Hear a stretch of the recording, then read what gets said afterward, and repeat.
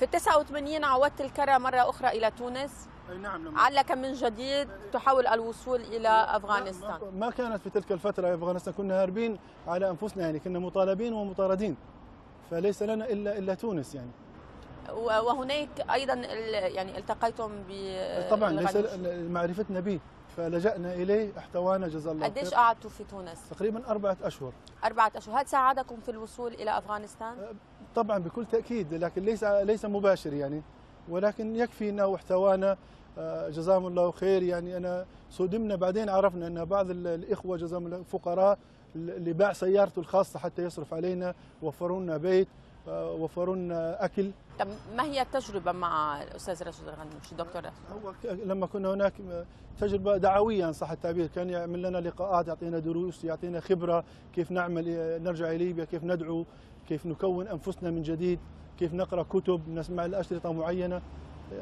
يعني الشباب الكبير فينا كان 22 سنة 23 سنة يعني، فكان يرانا مثل أبناء، ونحن مش مصدقين أن نشوف راشد الغنوشي نفسه. يعني كيف تم ترتيب الأمر بخروجك من تونس إلى أفغانستان؟ حدث الاتصال، يعني سبحان الله الآن الإنسان يقول بكل أريحية، كان يعني كلام خطير وحساس.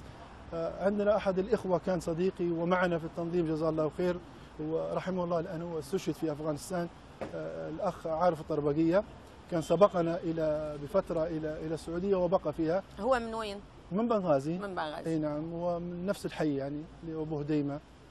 اتصلنا به في السعوديه في باكستان، ثم اتى للسعوديه جانا في تونس، اخذ باسبوراتنا واخذ الى باكستان، عملنا تاشيره وعملنا باسبورات ليبيه. استطعتم الخروج في جوازات سفركم؟ نعم نعم. خلال وجودك هناك، اولا كم سنه قضيتها في افغانستان؟ من شهر 4 89 الى مارس 93.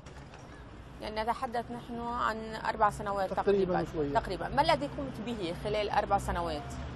والله أنا قلت لك فقط دعوة، فقط درست علم، فقط درست. أنا كنت أجاهد، أدخل إلى جبهات مع، كانوا لا يستهوني بصراحة العرب كثير،